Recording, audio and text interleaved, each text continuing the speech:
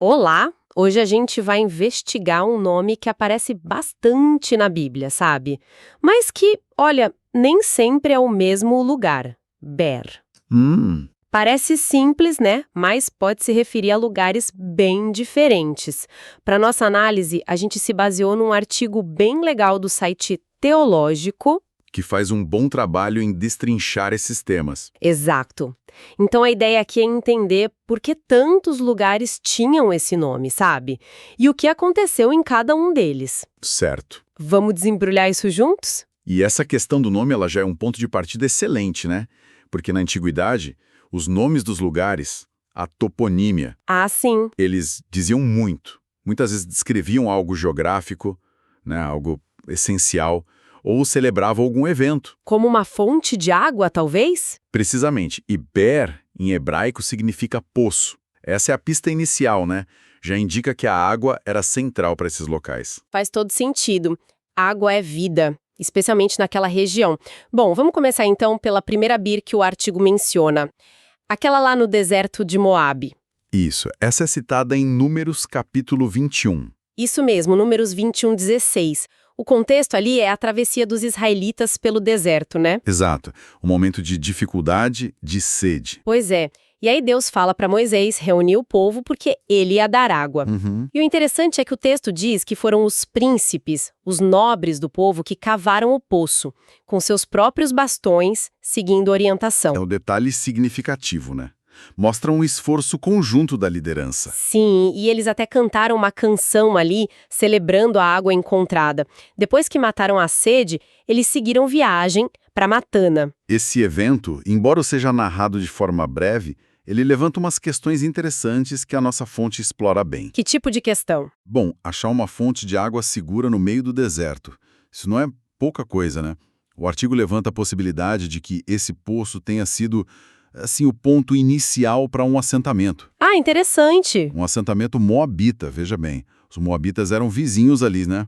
Às vezes rivais dos israelitas. Peraí, então um milagre de água para os israelitas pode ter, na verdade, beneficiado ou dado origem a uma comunidade moabita? Exatamente.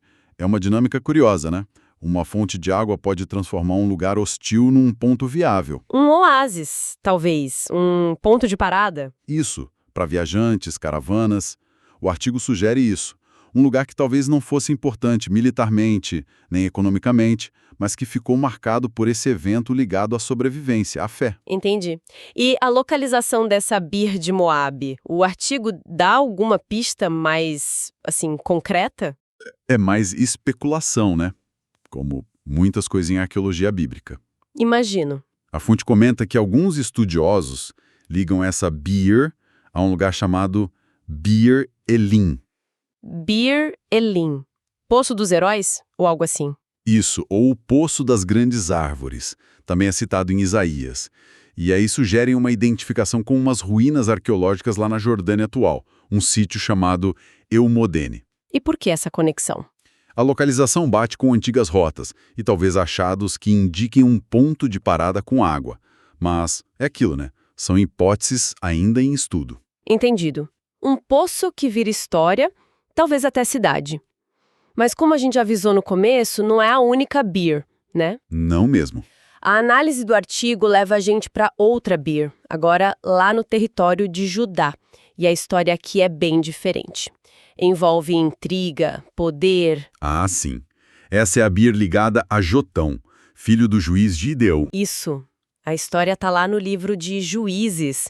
E é pesada. Bem pesada.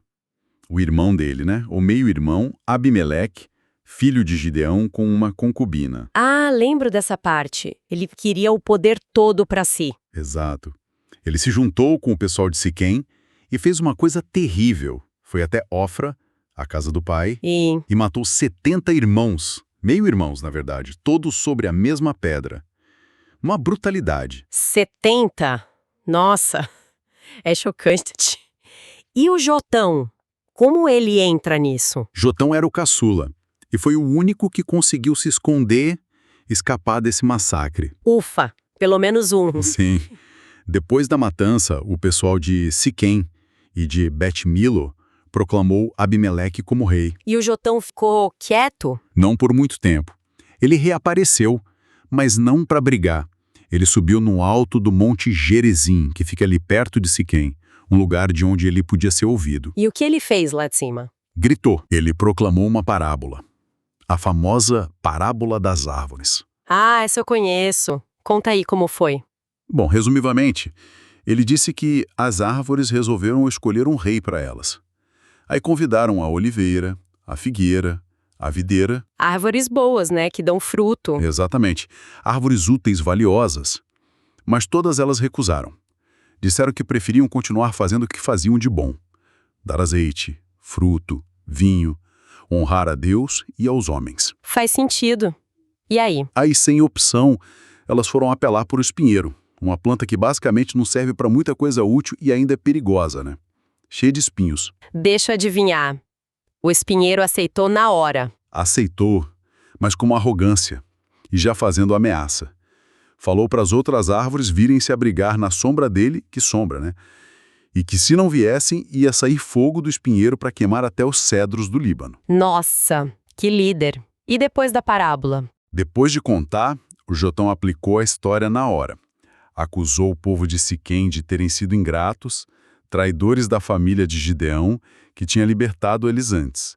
E aí ele lançou uma maldição, que saísse fogo de Abimeleque para consumir Siquém e fogo de Siquém para consumir Abimeleque.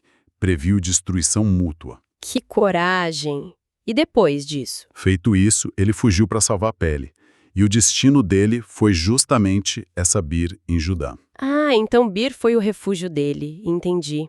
A parábola é muito forte mesmo, uma crítica direta à escolha de um líder como Abimeleque, né? O espinheiro. Exatamente.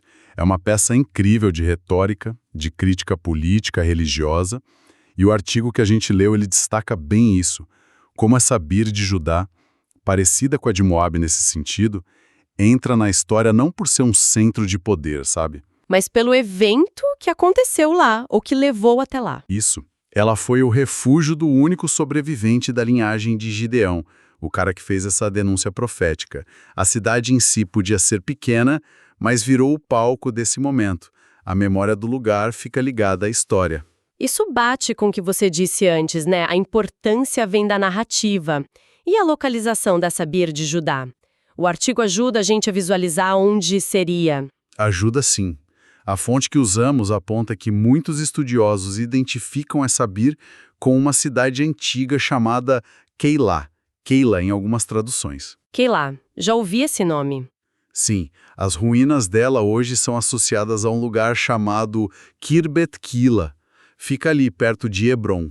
Geograficamente faz sentido para uma fuga da região de Siquém. E Keilah aparece em outras histórias também, né? Nas lutas do rei Davi contra os filisteus, por exemplo. Ah, legal. Isso ajuda a situar melhor. Bom, então temos essas duas bires principais na nossa conversa. A do poço lá em Moabe, ligada à água para os israelitas. E possivelmente a um assentamento moabita. Certo. E a bir de Judá, o refúgio de Jotão depois daquela parábola forte contra Abimeleque. Exato. O artigo chega a mencionar outras cidades com nome parecido, só para a gente ter uma ideia. Menciona sim, rapidamente. Cita Bir Lai Roi. Ah, essa é da história de Agar, né? No Gênesis. Poço daquele que vive e me vê. Isso. E reforça a menção a Bir Elim, o Poço dos Heróis, que a gente já falou que talvez seja a mesma Bir de Moabe ou um lugar próximo. O que só confirma o ponto inicial, né? O nome Bir, poço, era bem comum. Exatamente. Sublinha como esse elemento poço era frequente nos nomes da região. E por que era tão comum assim? Qual a explicação mais direta para isso? Era coisa mais básica, né? Geografia e necessidade. Pensa no cenário antigo, Oriente Próximo. Uma região em grande parte árida, semiárida. Água era tudo. Era a diferença entre viver e morrer. Entre ter um lugar para morar ou ser só deserto. Achar ou cavar um poço era um evento fundador, sabe? Entendo, o começo de tudo. Sim, as cidades, as vilas, naturalmente surgiam em volta dessas fontes de água que fossem confiáveis. Então chamar o lugar de poço, bir, era o mais lógico e direto possível. Era reconhecer a característica essencial que permitia a vida ali. Um nome super descritivo e vital. Bom, então, para a gente amarrar as ideias, Bir na Bíblia não é um lugar único, Definitivamente não. é um nome para vários locais diferentes e cada um tem a sua própria história marcante. As duas que a gente explorou mais aqui foram a de Moabe, do Poço de Moisés, e a de Judá, Refúgio de Jotão. Certo. O nome é comum porque vem do hebraico para poço, um recurso essencial. E pelo que vimos na análise da nossa fonte, a fama desses lugares específicos vem muito mais das narrativas associadas a eles do que de algum poder político ou econômico regional. Perfeito. Acho que o ponto central que a fonte nos ajuda a captar é esse. Embora o nome Bir seja, digamos, funcional, comum, por causa da importância óbvia da água, a relevância bíblica de cada Bir específica vem dos eventos únicos que aconteceram ali.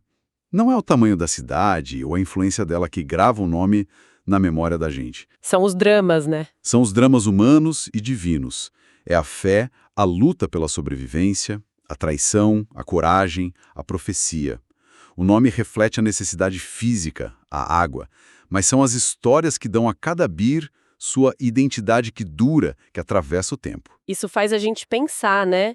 Como esses nomes de lugares, ainda mais os ligados a coisas tão básicas como água, eles funcionam como umas cápsulas do tempo. Boa imagem. Carregam histórias, significados. A narrativa ligada a um ponto no mapa, o Poço de Moisés, a Fuga de Jotão, pode continuar ecoando por milênios, né? Mesmo que o lugar físico em si perca importância ou até desapareça. Exato. A história sobrevive ao lugar físico muitas vezes. Fica aí a reflexão, então. Que outras histórias será que estão escondidas nos nomes dos lugares que a gente conhece ao nosso redor? Histórias esperando para serem descobertas se a gente só parar para investigar um pouquinho a origem deles. Uma ótima provocação para a gente terminar.